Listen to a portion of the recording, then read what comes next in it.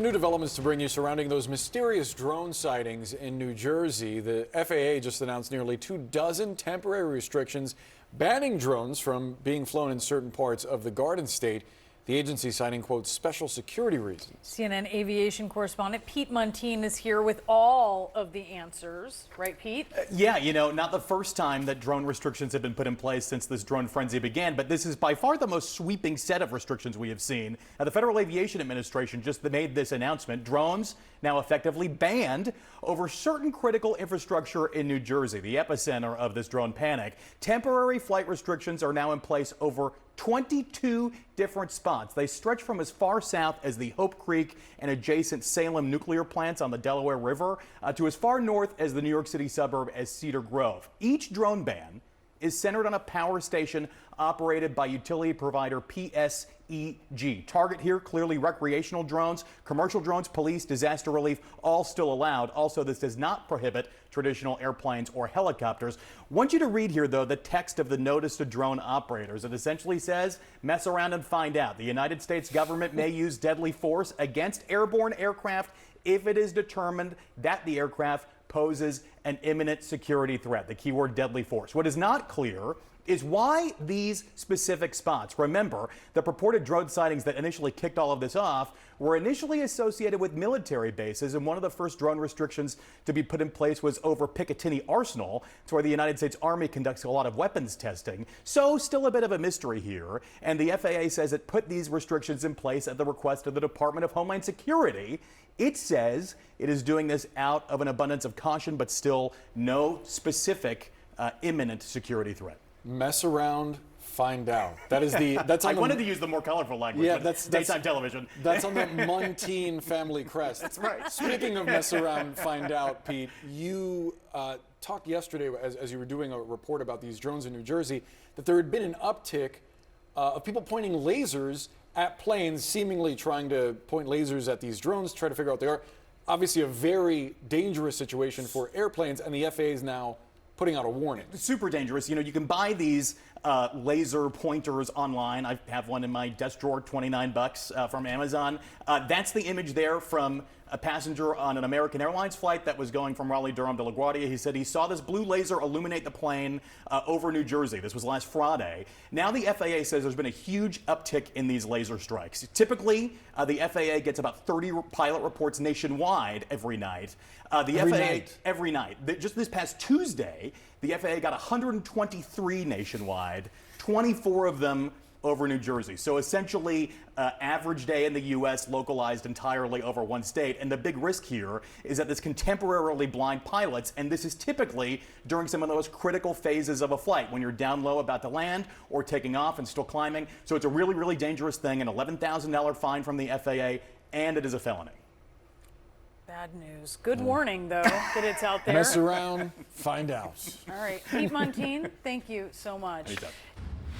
Well, new this morning, the FAA has placed multiple drone flight restrictions over certain parts of New Jersey. The restrictions are largely aimed at limiting drone flights over power stations and infrastructure. And this announcement comes as officials have repeatedly said there is no threat with the increased alleged drone sightings in the Northeast. My next guest, Will Austin, is an expert in drone technology. He's president of Warren County Community College in New Jersey and founder of its drone program. Will, thanks for coming on. First of all, what do you make of these drone flight restrictions? Do you think that they're necessary?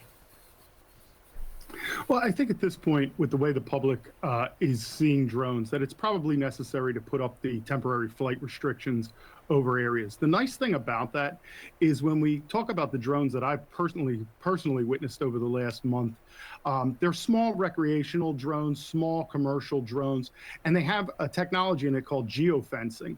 So they can stop the drone literally midair from entering into one of these areas. And if you're already in the area, the propellers on many drones will not spin at all, so you cannot take off.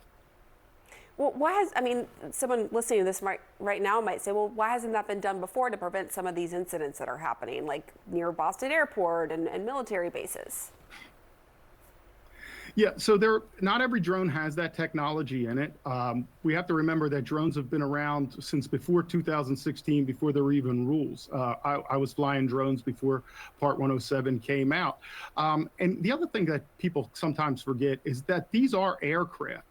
We're calling them drones, and a lot of times you got them off Amazon, or maybe you got it out of Best Buy or Walmart or some other kind of store like the hobbyist store. So they're often mistaken for toys. They really are not. They are aircraft that have to follow all the restrictions of the Federal Aviation Administration.